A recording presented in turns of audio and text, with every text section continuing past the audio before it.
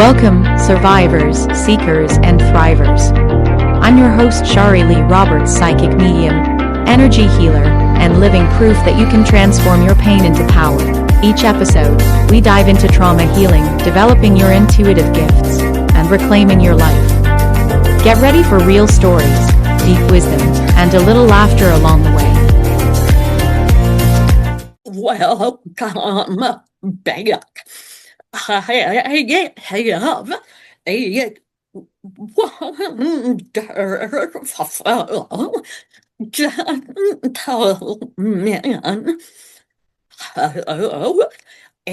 who is calling in from Ireland. Today, my guest is Niels Vantzuriel.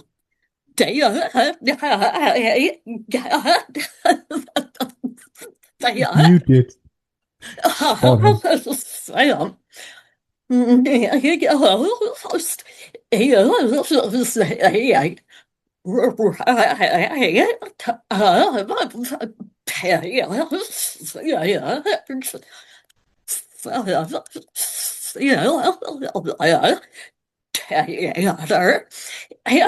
And call our contact of the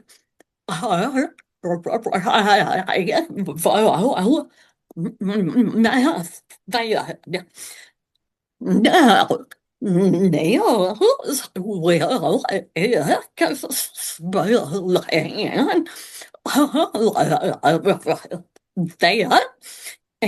Haley follow women heal.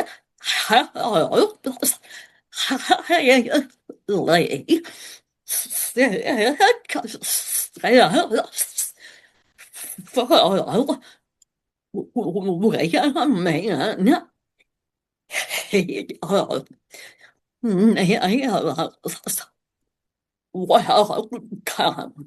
I am thrilled that today we finally meet and talk. Sherry, thank you so much for having me. Yeah, it's been, this conversation has been weeks in the making. I've been looking forward to this. I'm calling from you, or to you, from beautiful green Ireland. It's been a tough winter, but finally, spring has arrived. It's green here. It's Ireland the way that Ireland is supposed to be. But yeah, really looking forward to this conversation. I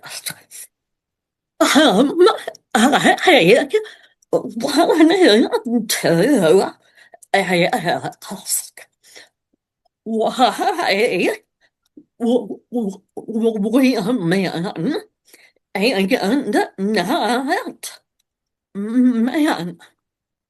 Yeah, that's a good one. Me and my partner specifically work with women, and there are a lot of layers to that.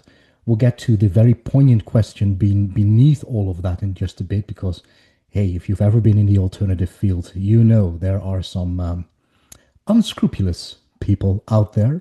So, hey, what am I doing with women up the mountain one-on-one? That's a bit iffy. But first up, I grew up in a family filled with women. I've always been surrounded by them. I just feel at home with them. On top of that, the tools that we use, some of them are neurobiologically based, and they seem to be working better with women than with men.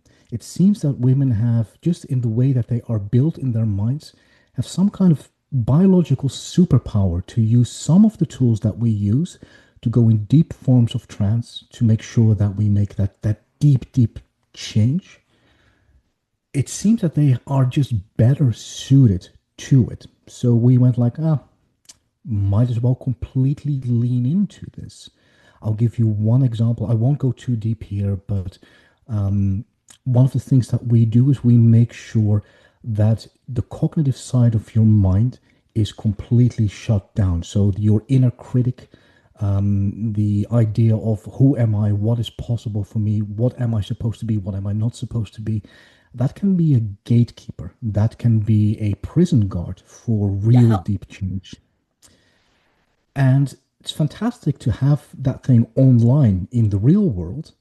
But if you want to have some real deep change and you just, for example, talk to that prison guard, it will just rationalize itself out of a deep, deep change. So what we do is we power that down. One of the ways that we do that is make you feel so seen, so cherished, so safe that the amygdala, that little Yeah. organ, let's say, inside of the mind that's for your fight and flight, or you know it, for your fight and flight response, that it starts to shut down and feels really, really safe as a result. Now, what we've found out through neurobiology is that the receptors inside of the amygdala that are allowing you to shut that part down quicker and quicker respond to higher levels of estrogen. Women have more estrogen than men. Thus, the moment that they trust you, they really, really trust you. And that amygdala goes completely down. Just one side example of why our tools work a little bit more on women or with women than they do with men. Now, let's tackle the elephant in the room. What the hell are you doing up there in the mountains with women one on one? Yeah, that's on.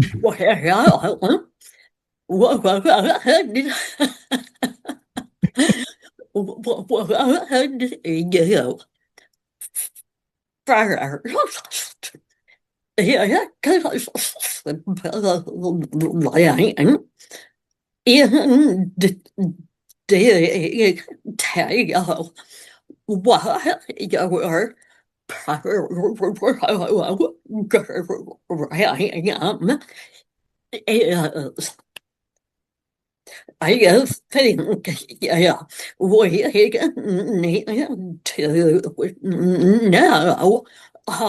Yeah, that then we do want to know what's going on up in that sounds like the you've got yourself a Okay. joke. So I am a archaeologist and a hypnotist by trade. So I've spent my life basically digging beneath the surface, both on in the earth and into the mind of people, just seeing what's going on beyond the surface. I moved to Ireland 13 years ago now to be with my beloved. She's also my partner in crime in the arrival method. Her name is Elizabeth. She is Irish. I am not. Maybe the accent gave it away. But the moment that I came here, I was gobsmacked. I did not know, even as an archaeologist, the amount of megalithic sacred sites that this tiny island holds. It is littered all over the place with fairy mounds, with stone circles, with tombs, all Yeah. it's so much, and most of it is not being visited or maintained. There is a cultural stigma here that anything like that, something that is a liminal spot in the landscape where there's an obvious break in the landscape, like a stone circle, like a big standing stone that you see behind me, if this is Yeah. being recorded. Those places are known to be gateways for the fairies. And once one of those stones fall over, you do not put them back up again because the fairies will get rather upset with you. Now, Ireland's Uh, cultural heritage, they are very, very proud of that. And they take fairies seriously. Now, we can go into that a little bit later. But to answer your question, I went out into the countryside, just again, absolutely gobsmacked about what I was seeing there. And the places that I went to were still brimming with power. If they're these ancient sacred sites, if they are somewhat still on the beaten path, people will go and visit them. But the moment that you start to have to hike, the moment that you have to basically get a little bit of a sweat on, let's say, about of an hour's worth of any kind of trail, nobody goes to those places, but they're still there. And they are still brimming with potential, with power. So along the years, first we went by ourselves, had a great time. We started to notice the potential of these places, just the energy that they still hold. Some people, the first time that they go and touch a stone, they feel electrified. Others, it's really only the moment that you go away from the location and you walk back to the car that you go like, something's different. So everybody responds differently to these places. But we started to take first our friends and then our acquaintances and more people into the mountains. And we started to notice if you combine the work that we were already doing, for example, with very deep trance work, if you combine that with the hiking and with very deep pre work, work with the sites that were always meant to do ceremony. Oh, you've got a dynamic duo going on there. Yeah. So that's very slowly how it started to grow, and we didn't intend for this to happen. It just kind of happened. And the way that we are holding this is also the way that the ancients used to do this.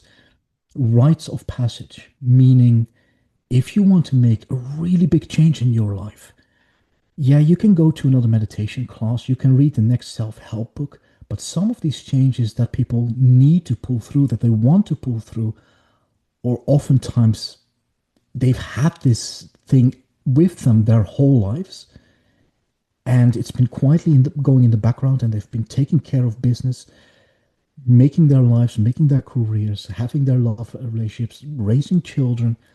But that thing in the background has always been there, and now it's growing and growing and growing. And there's nowhere in the world that facilitates this big thing to be pulled through and integrated in a sustainable way in their very successful lives. And we were going like, well, we have these things in our backyard. They were they were made for this. So we literally were going like, okay, the ancients did this as a rite of passage. You prepare yourself, then you go into depth, into the catabasis or into the deep dark night of the soul, and then you come out of it again. And that is a ceremony that's not just 1 or 2 days. That's a ceremony that usually took at least a week, some oftentimes longer. So we do the same thing. We take our time when we do ceremony with a lot of preparation beforehand because the sites deserve it. So that's a bit of the background of how we kind of stumbled into this. Yeah, yeah, yeah.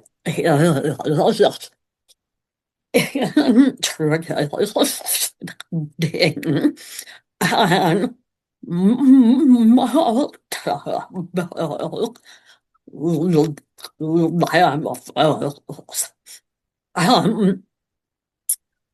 we are now.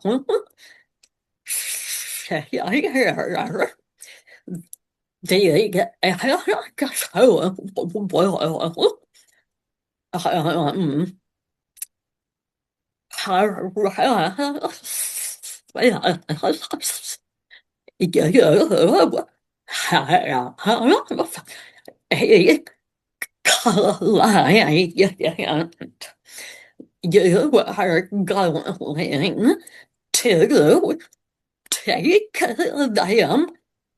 them up the mountain. Take it from there.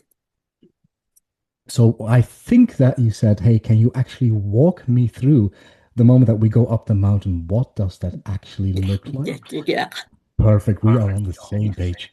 Now, it really depends upon the person.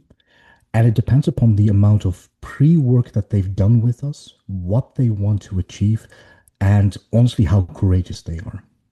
Now, let's be honest here. If you go to the edge of the world, because we are located in the middle of nowhere, at the very edge of Europe, we're an island of mainland Europe. The Atlantic Ocean is right next door to me. Um, if you come to us, we are the last stop. All the other tools that you've tried were just not the right tool for the job. So when you come to us, you are hungry, you're biting at the bit to go up that mountain. And you go like, well, it's all or nothing. You might have even have used psychedelics or something extreme like that. And we don't use psychedelics, but we understand people have really tried everything until now because they Mm. know this big thing needs to be pulled through. So you've prepared a lot. And the first day, we call it day zero, we just get you acquainted with the land. We're not just gonna dump you into deep ceremony on day one, especially if we come out of a very analytical atmosphere. If you live in the big city, if you have a highly analytical job, a very masculine push energy, just dumping you into ceremony the first day, your analytical mind is going to protest like it. No, we just let you acclimatize to the land. We start to tell a few stories. We start to make a few offerings, if you will, because we are on the land of what the ancient Celts or the ancient Gaels knew as the kayak of Bera, or the ancient hag or wise woman of the Celtic world. She's known all over the British Isles, but she has a home peninsula, and that's this peninsula. So we have to just say hi to that goddess because we are in her playground, and she is not to be messed with. So we just say hi, and we offer a little bit of an offering. But after that, after day one, I basically teach you how you can go into trance at the drop of a hat to absolutely love the process so that you want to keep on doing that and that you can reliably keep on doing this by yourself, that you don't ever need me again. This is one of the pet peeves that I have within the spiritual community is people keeping you dependent upon the guru or the person that has all of the knowledge. Oh God, no! The moment that you go back on the plane, I want you to be have mastered everything so that you never have to see me again. Would be fun if we see each other again, but basically you have everything that I have. So the moment that you've mastered that, then it's okay, let's go up into the mountain. Every day we go hiking to these places. That is walking stick in hand. We've got our rucksack in the back. And we go and say hi to the sheep because sheep rule here. And we go up into the mountains to those old forgotten places. Once we're there, there are very certain ways that you approach a sacred site in Ireland. They have their own etiquette, they have their own personality. So we get that out of the way. I teach you how to do that. If you come to one of these sacred sites and you have the idea, oh, I am the enlightened one, I come here to cleanse this site, or I'm going to do grit work here. Oh, I no, don't like that. no. These places have seen so they go like they have their own etiquette, and you might still have an experience if you approach them like that, but it's far more conducive to the situation if you realize you are not dreaming the stone circle is dreaming you. You're not Yeah, the first person that came here, and you're not going to be the last. So put yourself in the Irish call this cuaircuimhneas in ancient Gaelic, right relationship or uh, right kinship. So in the right relationship to something that is that old. So we teach you how to do that. I tell a story because stories are fantastic ways to gently lull the analytical mind to sleep. Now you're already completely done by this time because of the hike, because of the energy, the story, and all of that. And then whatever you want to work on, these kind of things is the range of women that we work with is anywhere from until now 27 all the way up to 72 and everything in between. Um, if you're 72, we do adjust a little bit. Okay, how much stamina do you have to go up a mountain? yeah, But we found all of the places that you can still have fantastic experience. But you would be amazed. The 65 plus crowd, they will not give up. They will go to the top of that mountain. yeah, Come hell or high water, yeah, they will have their experience. So um, we then guide them deeply into trance. And they said before, okay, this is what we want to work on.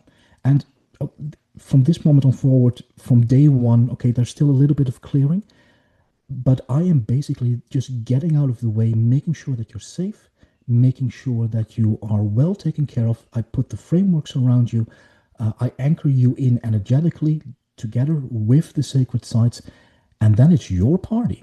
What do you want to work on? I have no say in what a mother for that is now going, her children are moving out of the house. She's going into a new phase of her career.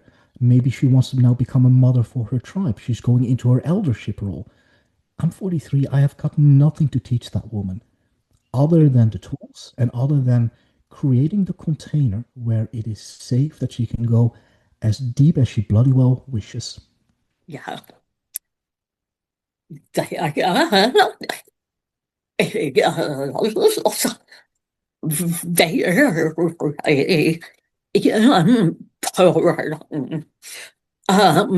with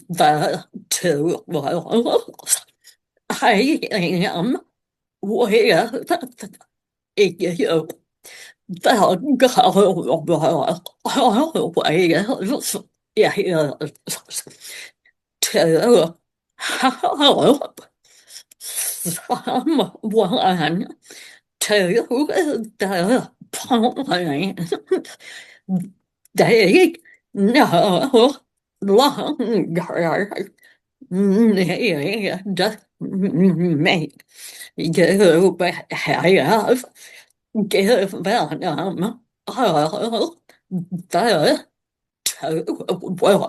tools.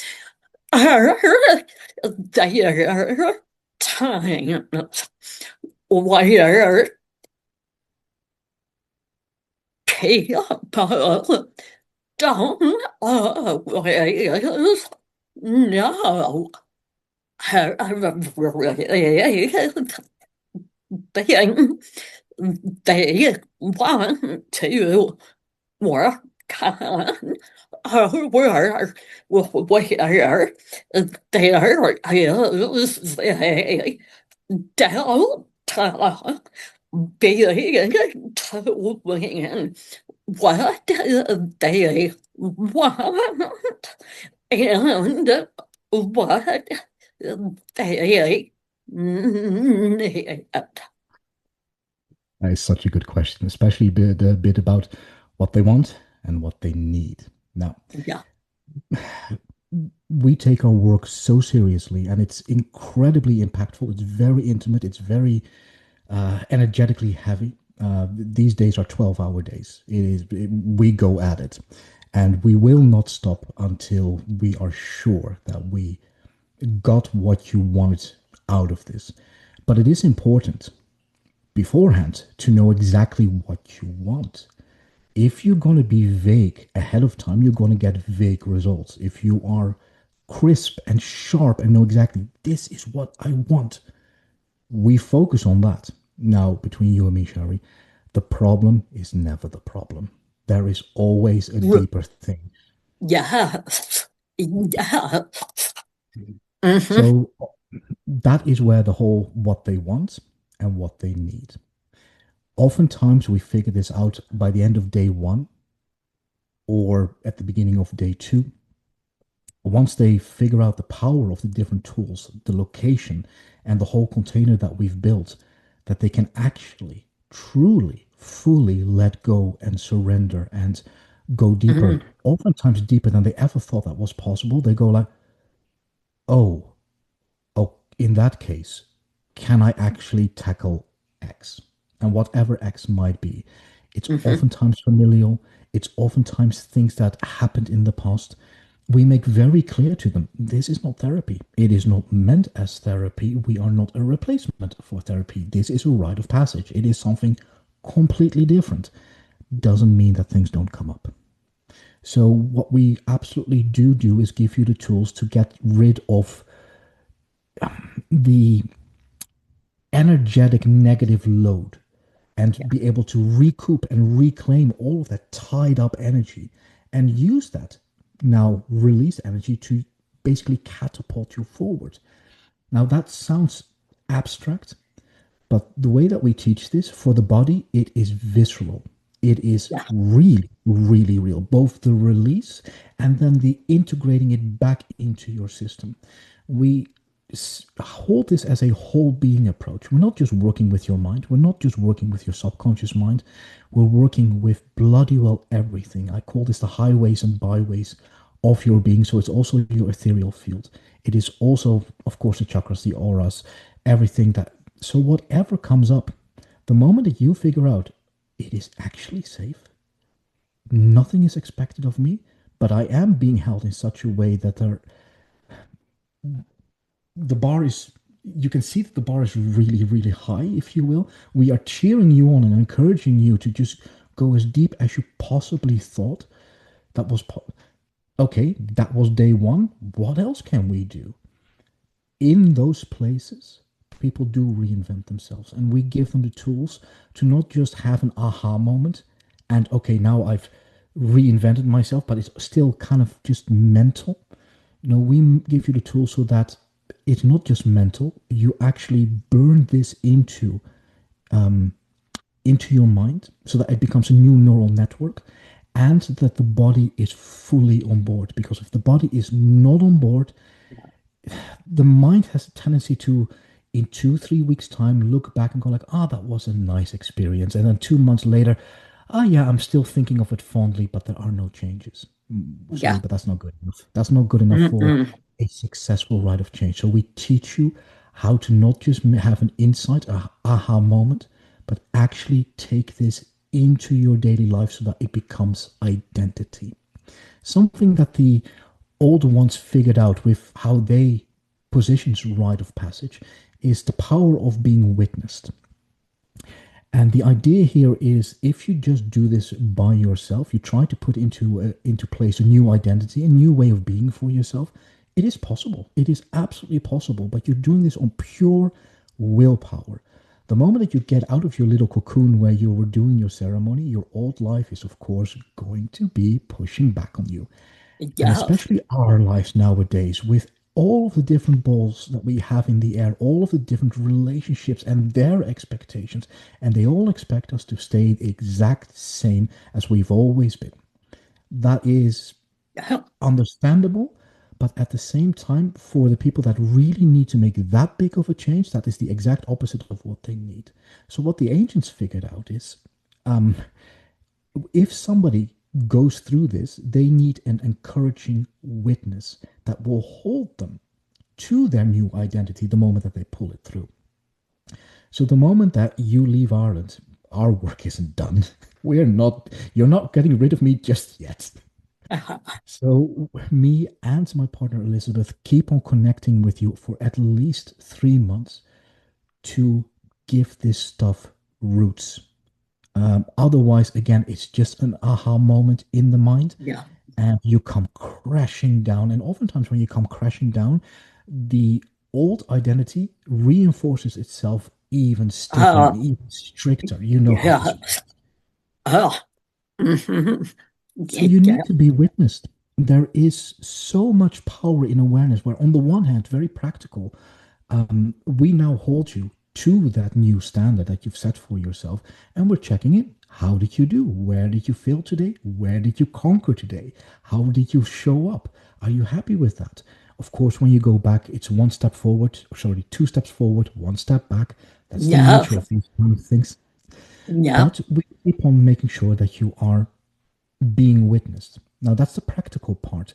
There is also an esoteric part in this. And if you will allow me a quick little story of the one man that was in my life when I was growing up, which was my granddad. And my granddad and I, we played chess. Now, I was a horrible chess player. I am still a horrible chess player. But I remember one afternoon, and we were sitting in behind glass, and the sun was streaming in, and somehow or other, I was able to box his queen into a corner with all of my pieces, and it Wow. became more and more difficult for him to get out of that little box. And at a certain moment, he just looked over to me, and I can still remember. And this is almost 30 years ago. No, it's over 30 years ago now. I remember the look in his eyes, going like, "Well, will you look at that? Well done, little lad. Well done." And I felt so seen and so acknowledged that I can still feel it now, 30 years on. The esoteric point that I'm trying to make here is there is power in our awareness. It is one of the super gifts that we have as humans. Our praise, our acknowledgement, our awareness of things, in my mind, in my worldview, is a superpower.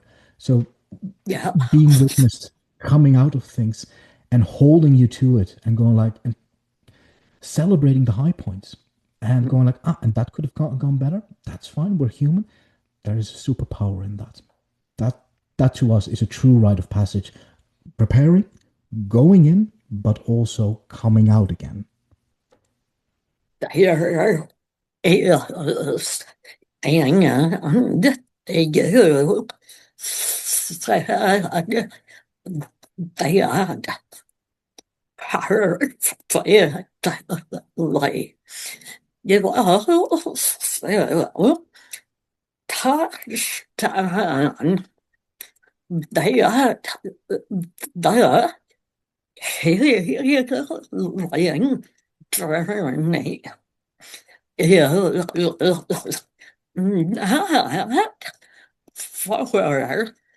heart and yes, yes, possible to heal alone, but I and millions of others tried that out. You are right. The moment you're out of that bubble and I guess with saying you will more than likely they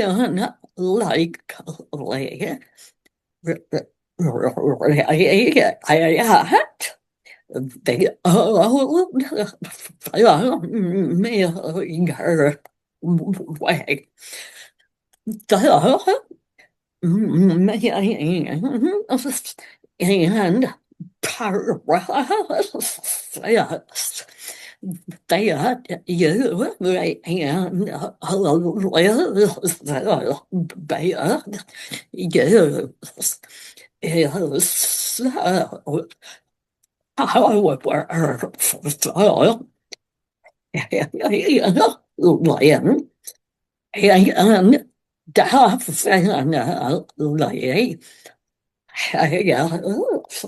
Land and definitely long-term impact of another very point to what you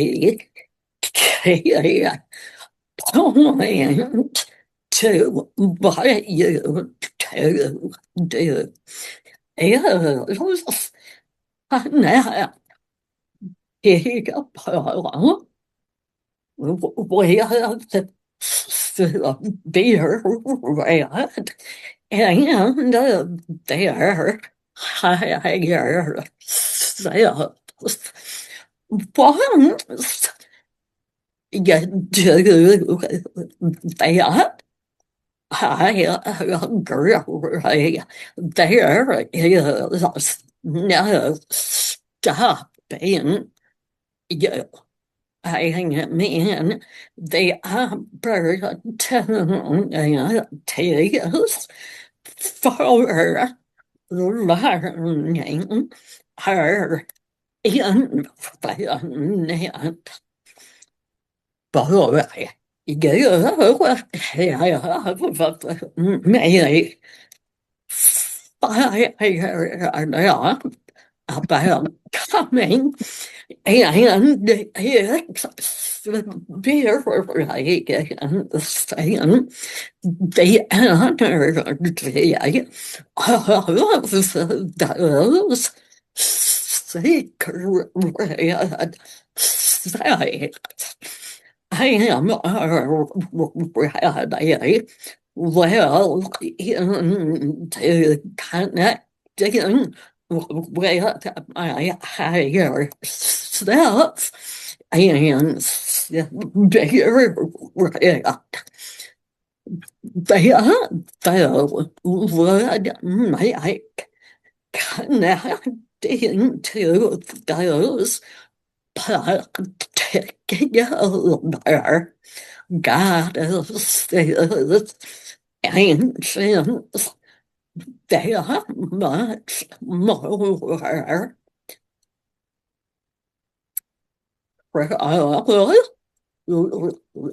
realistic man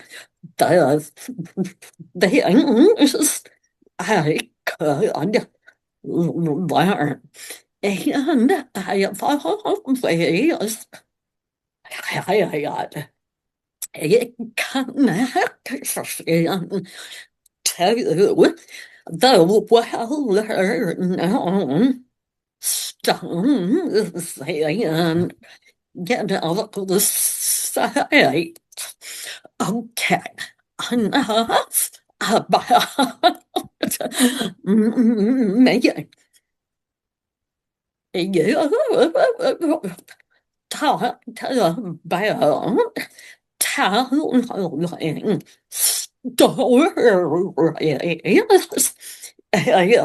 is part of your you absolutely have to share a story.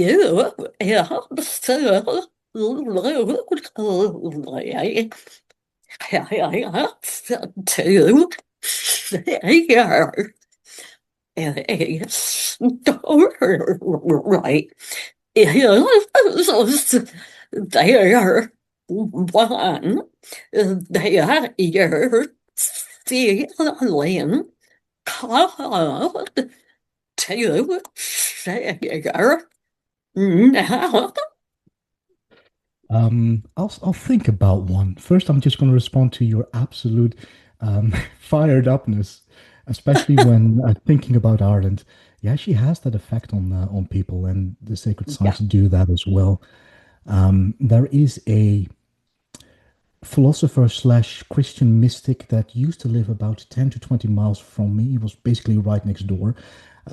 He's no longer with us, but he's going to be recognized in the upcoming century for who he was. His name was John Moriarty, and John was a powerhouse. And he had this fantastic saying, and it echoes what you just said. John said, the way that the intention that you bring to Ireland is how she will treat you. And John, in that instance, is echoing the oldest stories that the Gaels, the Irish, have of themselves coming to Ireland. You know what? I'll just tell that story. It is not usually the poetic, so this is not poetic at all. Normally, the old stories that I tell at certain locations don't necessarily have to be Irish. I choose the stories that at that moment. Here's the thing about a storyteller. As a storyteller, if you are a real one, you are being chosen by stories. You have very little say about yeah, which stories you want to say because those things are living beings. Now, that's yeah, to somebody who's never heard one of those stories before. You go like, that sounds a little bit hyperbole. Now, try carrying a story inside of you. That thing is a living, breathing beast of a dragon, yes, and it will wrestle you. And if it doesn't want to come out, it doesn't want to come out. yes, So those kind of old stories are the ones that I tell, and they're not necessarily Irish. So the girls or ladies that I take up to the mountains, they often, why not all Irish? And I have to tell them, number one, I can't. Again, some of them just don't want me to tell them. It's yeah, almost like you have to earn your chops or it has to be the right moment. At yeah, the same time, where we are within the culture is we have lost so much. And anything that still has some protein or some nutrition in it, anything that is still alive, is screaming out to anyone else who's willing to listen. to listen or to be told or to be carried by the next storyteller. So that doesn't necessarily have to be Irish tales. Now, I do tell quite a few, but they're not all Irish. So what I'll tell now is a very short rendition of the Irish origin story. It's not a creational myth. They don't have, well, there are some talks that there is a creational myth, but they have an origin story.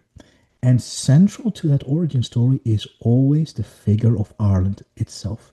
How did people come to this island? That was the central theme of the origin stories that the medieval Irish told themselves. And they talk about 6 different waves coming to this island. Now, we're only going to busy ourselves with the last 2, the 5th and the 6th wave, because the first 4 are even more mythical and somehow are always somewhat connected with the biblical flood.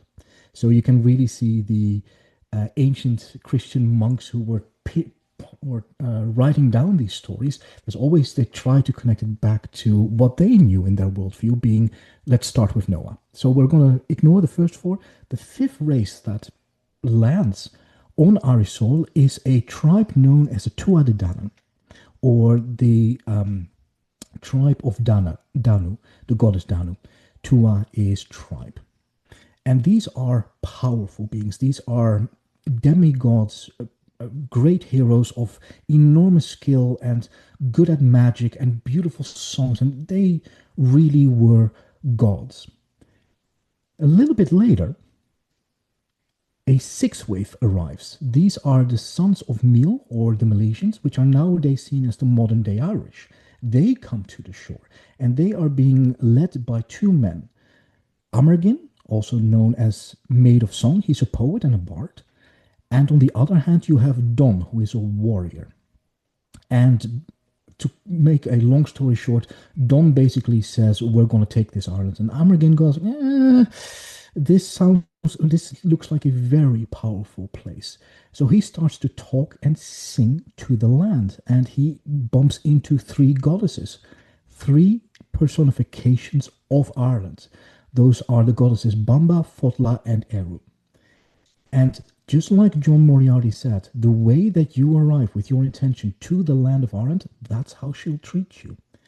So Amergin says, hey, we want to negotiate. We want to live here too. While Don says, we're not negotiating anything. This means war. Eventually, the Tuatha De Danann, those mythical gods, have had enough of Don's warmongering and throw him out and all of the rest of the tribe that followed him out to sea, and that's where they drown. They never established themselves on the island because they didn't connect with it in the right way. They came to take. They came to conquer. They came for bloodshed.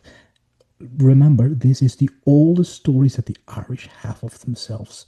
There is still, in front of Dursey Island, there is a small rock called Bull Rock, which is known as Tacduin in Gaelic, or Asgilga in Asberla in English. It is Bull Rock, or the House of Don, and that is where the Irish underworld goes, or starts, or it's an entry point to the Irish underworld, which is not the same as the Irish otherworld.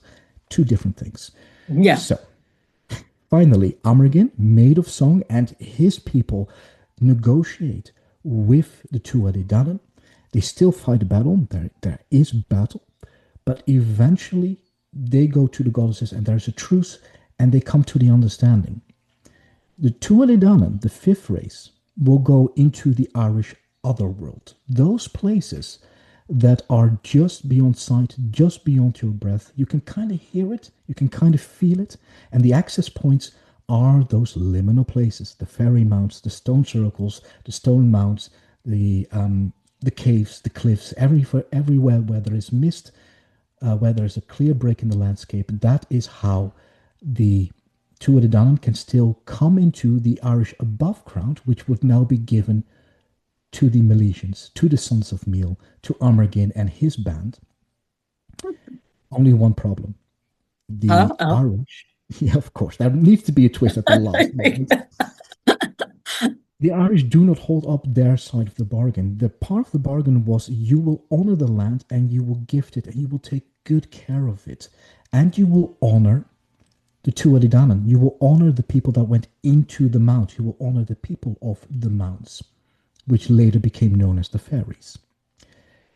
They stopped honoring the fairies. They stopped honoring the mounts, and the lands started to suffer. They did not honor the goddesses. And the moment that they did that, the Tuatha Dé Danann came back out of the fairy mounts again and basically told them, hey guys, you have to straighten up. You want to live on this island? You honor the goddess.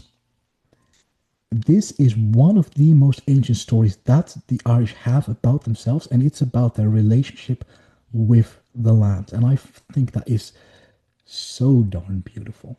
Now, storytelling wise, this was not my best work at all. What the ancient stories tend to do is they have inside of them something that I like to call little alchemical packages. Little things that remind us of what it is to be human, and what in our bones we pay attention.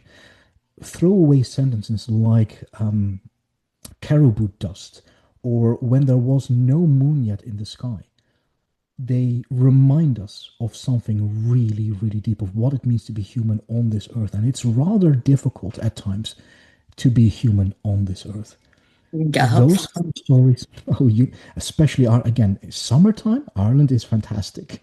Wintertime, oh dear, it is so difficult to survive. The rain and the storms do not stop. That ancient Gaelic hag that I was talking about, the divine old one, the Kayak of Bera, she's known as Mother of Storms and Mother of Winter, and oh, does she throw storms. Very difficult to survive here. Those old stories remind us what it is to be human and all the possibilities of what we can be as humans. And the beautiful thing about stories is our subconscious mind opens. I've never heard a person say, you know what I really don't like? A story. I don't like it. Never come across a person like that before. We just listen. And it's a very easy way to slowly start to go into deeper and deeper parts of your mind where there is just no resistance. And then we can go and play. Okay. Oh, damn.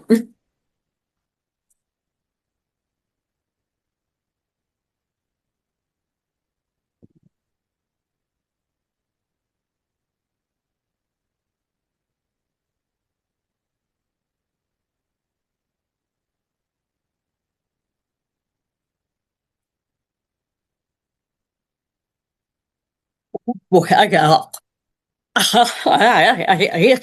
طلعت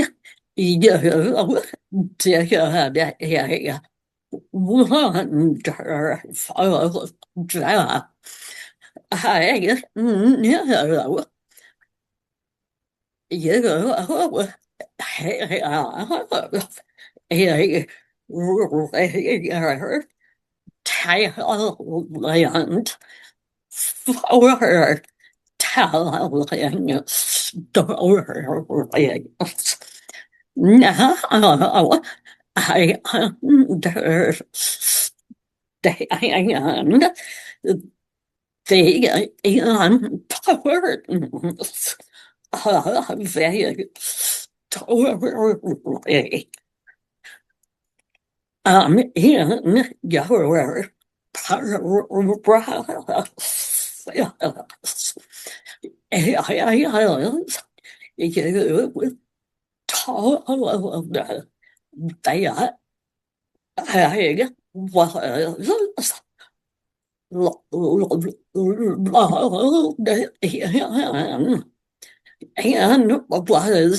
was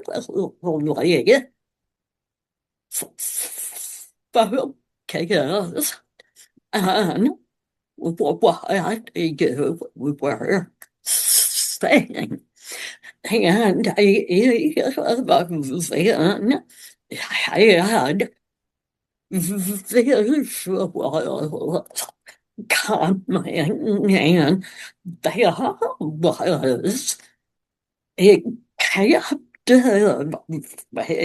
getting severe radiance. Love faint, Those are some really super effects.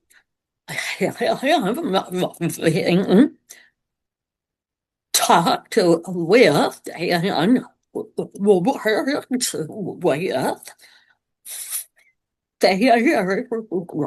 race. I would love to hear more about them. Yeah,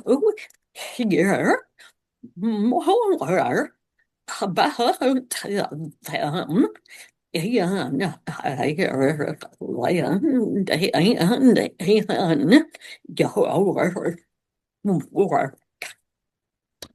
Oh God, the fairies. First up, forget everything that you know about fairies. Forget it.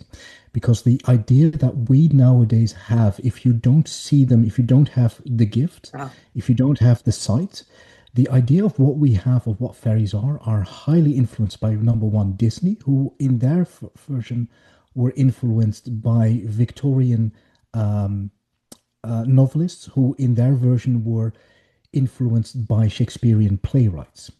Basically, in the plays, they needed to have a way to show to an audience the ethereal, and they came up with wings, and that went on into basically what we now know as Tinkerbell. If that's the idea that you have of fairies, forget that. yeah, Now, it doesn't mean that they can't show themselves that way, but that's not the original version. The original, first up, fairy within Ireland and within Irish culture is a compilation term. It's not one being or one sort of being. It is basically anything that is from the other world or that has access to the other world. Realities between the species and between the individual beings. yeah, And not all of them, better yet, a very big part of them, are as well aligned, shall we say, with human intentions as you might hope. For the cultural background within Ireland is that you don't mess with fairies. If you don't mess with them, there's a bigger chance that they don't mess with you. There needs to be a high amount of respect that you need to show them. One of the ways that you do that is number one, don't disturb their places where they go in and out of this world. So again, if a standing stone falls over, don't put it back up again. If there is a ring fort, don't take any stones from ring forts. No, you leave everything exactly where it is. And if you talk about them, you talk in euphemisms. The good folk, the good people. If you open up a bottle of liquor, the first little nimbleful, you throw it on the ground for the good people. Why? Because they don't have the same moral etiquette necessarily that we have. They can be incredibly helpful, but because they have access to other powers, they can also be a problem. And you just go poo poo, aha, sure, fairies is at the very least a cultural faux pas in Ireland. So even if you don't believe in it, at the very least take it as a cultural pride that the modern day Irish have. Ireland itself, the idea and the culture of Ireland is thousands of years old, but the country of Ireland, the Republic of Ireland, only just over 100 years since it gains its independence from Great Britain. And as a result of that, it is still trying to figure out its own identity, who it is, what it wants to represent in the world, and harkening back to its own history. So fairies are actually a bit of a cultural pride thing, but they are above and beyond that, they are taken seriously. People who are as modern as you and me, people who have their busy lives in the skyscrapers in New York, you will find those same kind of people in Ireland with their phones, with their computer, and their mortgages and all of that. Hyper modern people who know that the fairies are real, or at the very least treat them as if they were real. As an example, business owners, if they want to build a new a factory, or if you have a plot of land and you want to put a house on it, and there is one of these liminal places already there, and again, hundreds of thousands on the land, so there's a lot of them. If there's Yeah. already one of those liminal places there and you want to build, yeah, you're shit out of luck. You Yeah. just have to move over to the field right next door, or leave a considerable amount of space between you and that ring fort or fairy fort to not mess with the fairies. This Yeah. goes to such an extent that even um, big building projects like highways have been moved as to not cut down fairy trees, either a white thorn or a black thorn. You have the black thorn is for the moon fairies, who are a little bit darker in their energy, a little bit more mischievous, and the other ones are for a little bit more friendly to human, but still you have to be on your guard. They moved out of respect the highway around or away from the fairy tree so that it didn't need to be cut. This is part and parcel of life in Ireland. It's been taking, everybody knows a story about dealing with the fairies, of course. Oh, everybody's going to say with a little wink, of course, there was a little bit of a drink involved, which is normal. But at the same time, this is reality on this land, and you have to treat it as such. When you are walking about, especially in places like the Burren, or especially near crossroads during witching hour, and you hear somebody calling your name, you do not turn around. You make sure that you have a piece of iron with you. Again, it's not all bad. It really isn't. It's just that you are dealing with forces here that we pretend that we understand, but seem to have a mind of their own. So you keep on walking, you keep your nose to yourself, and you act in a certain respectful manner when you are around these kind of liminal places, these kind of old sacred sites. Is that a good starting point when we're talking about fairies? Yes. Yes. Because I have been to person who doesn't keep walking,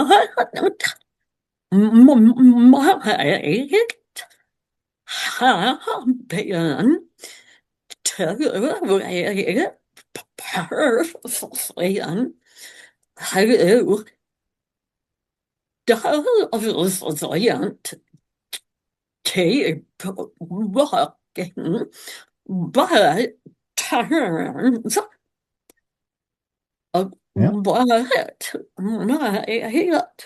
big fall down. If you're lucky, you get unlucky, and then you're getting off quite easily. You and your lineage will have bad luck for longer than you wanted to. Including this can turn into a familial curse. If you're Wow. really unlucky, you get taken into the other world, where time works differently. Mm-hmm. So there are tales, and these are again, this goes back to the mythological cycle, where cultural heroes get approached by beautiful young lady, um, golden hair, and she praises him to high renown. Your name and your song is even known in the other world. I knew the moment that I heard about you, I needed to come into the above world to find you, because you would be the only person I would take as a husband. And of course, he is persuaded and he takes her hand, knowing full well that the other world plays by different rules. He goes into Yes. the other world, has a fantastic time with his new love, but after a few months starts to miss his old friends, his old family, and goes like, "Can I just visit? Can I just pop over?" And she says, "Sure, if you're sure about this, you pop over and you come back." So this cultural hero finds his way back to above ground, if you will, and all of a sudden there is this strange sound on the land that hadn't been there before. The sound of metal bells clanging from up high, and he sees these towers that had never been there. Of course, we now understand that Christianity had come by this time to Ireland. And Everywhere he looks, it's Ireland, but it's different. Nobody who we ever knew was still alive. He couldn't find them. And the people that were around seemed to be diminished in some way or form. He could see farmers that in his day he would know would be able to pick up one of these megaliths, one of these big stones without any issue. These farmers, three of them were having trouble with a far smaller stone. So they cry out for help to our cultural hero and say, "Can you please help us?" And he says, "Sure, I can pick up that stone." He knows he can. And the moment that his foot sets touches above Ireland once again, time starts to catch up with him. Time in the other world moves way slower and way differently. Centuries had passed above ground, and now that his foot is touching above ground, his body crumples to dust and he dies right there. The other world doesn't play in the same way. Now, I've been talking about these are sometimes even the old gods. If you ask an Irish grandmother or an Irish mommy the story about the fairies, she will tell you something completely differently. And this is something that every Irish person will have grown up with is in the battle between heaven and hell during the fall, there were those beings that were pure good. They remained with God. They became the angels. There were those beings that absolutely rebelled against God, and those became the devils. And then there was a third group of beings who were not completely bad, but they weren't completely good either. And those in the tales of the Irish grandmothers became the fairies. And that's what the most Irish people will know that version. Jag tar honom. Det gör inte. Jag kan länge. I could never figure out how they came to be. I know. Angels, I guess they had angels, but fairies, I didn't know. So that does make sense. Do you know if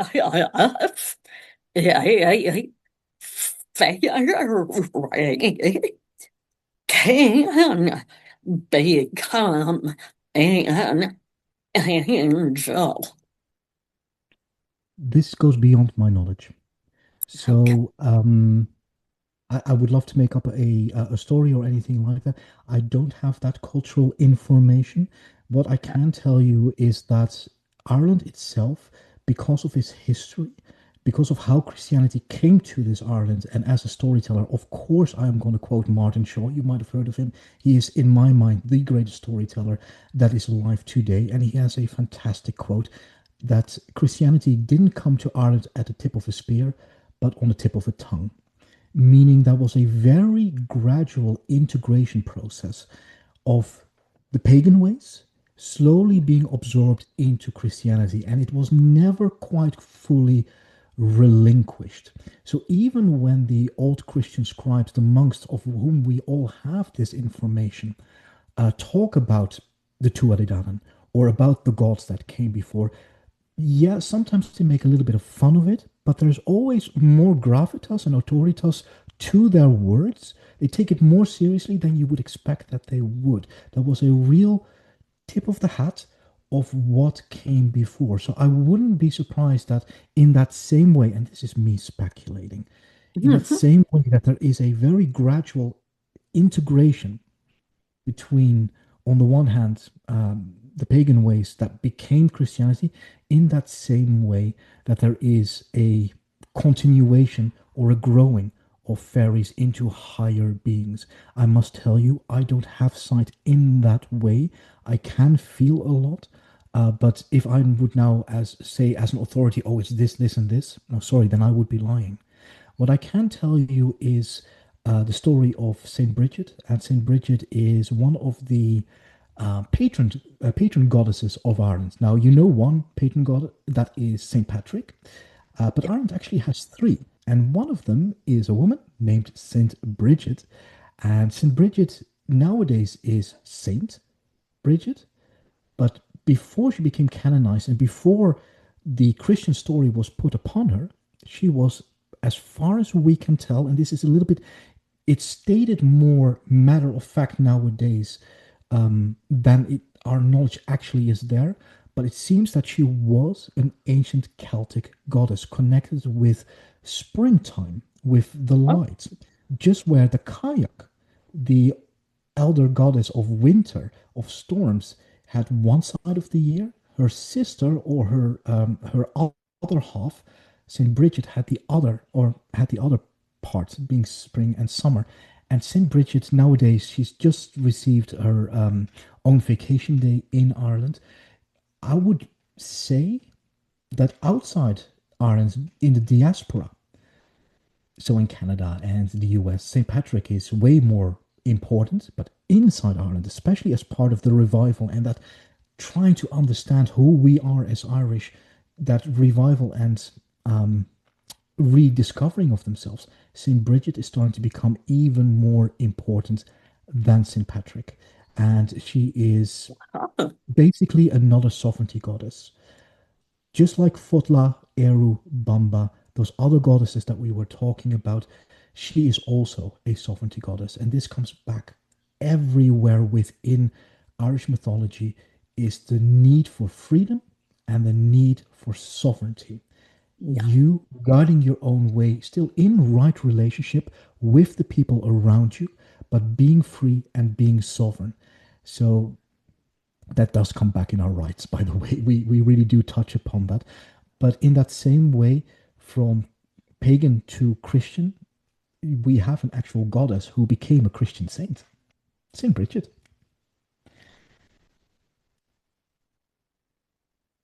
They are terrible. Yeah, just interesting. And not only does Ireland, but other countries need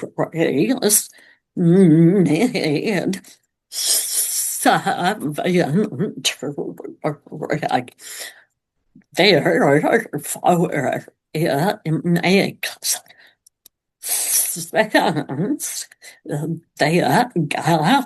is brilliant, is giving no variety and importance. Excellent. I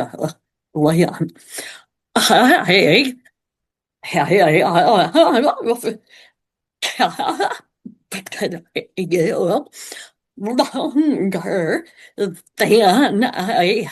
had told you that I would. We could go on Yes, for days. I would love it.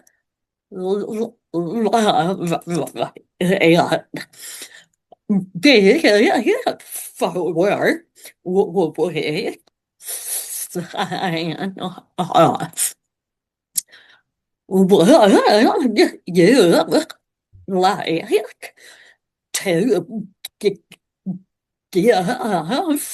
words of wisdom to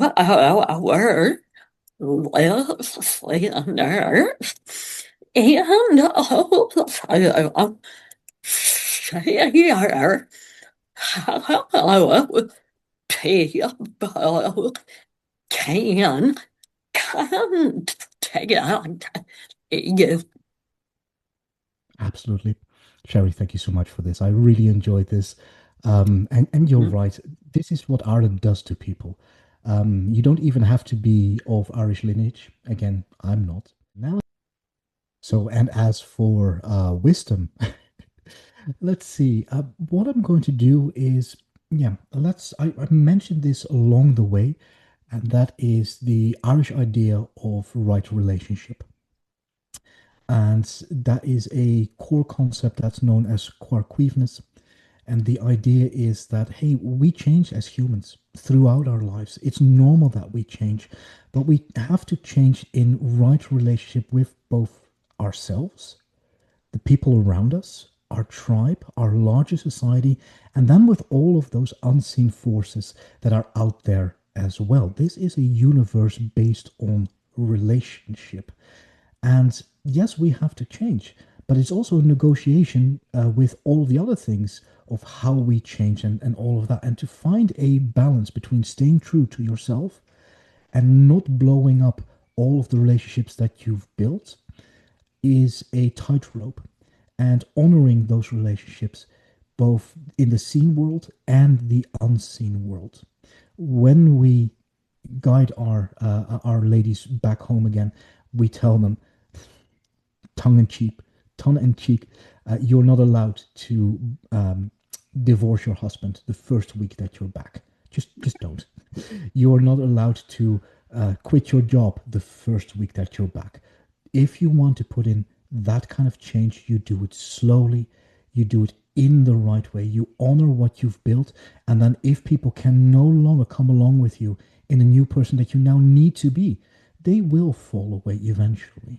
But small steps, roots, not wings, and then eventually you will fly. But that idea of right relationship and that you're not alone on this, there are fairies. There are sitting with a stone circle. The stone might start talking to you. I've seen weird stuff happen. Yeah. Be aware that this is a universe of relationship. There you go. I'll keep it at that. Quarqueveness, right relationship.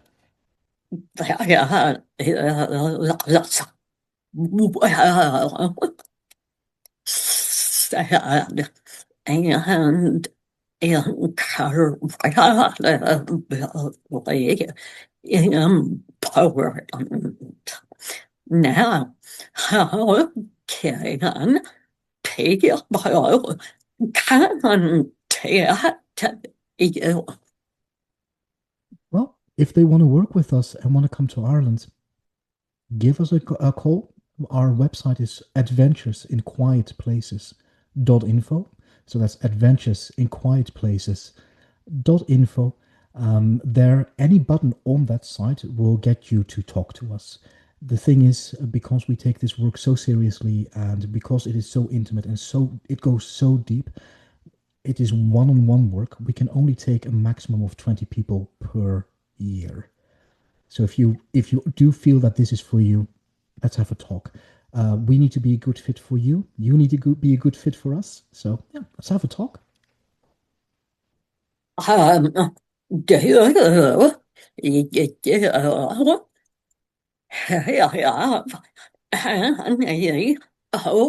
opinions this year over our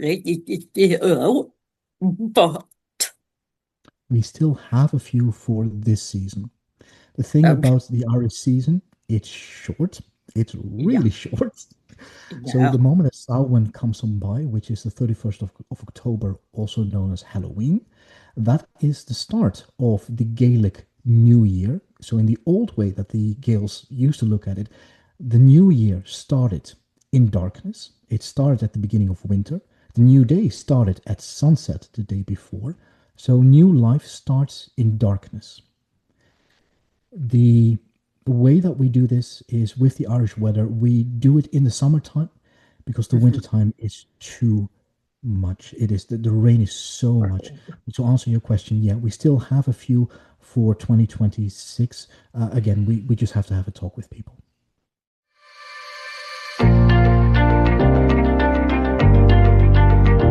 Thank you for listening. If today's conversation resonated with you and you're ready to explore your own healing journey or intuitive gifts, I'd love to work with you. I offer psychic medium readings, energy healing sessions, and intuitive development guidance at sharileighroberts.org. And if you're not quite ready for a session, but want to be a part of the conversation in a supportive community, join my private Facebook group. The link is in the show notes. You can also connect with me on LinkedIn, Facebook, and Instagram. This is Sharileigh Roberts. Until next time, remember, you're never alone.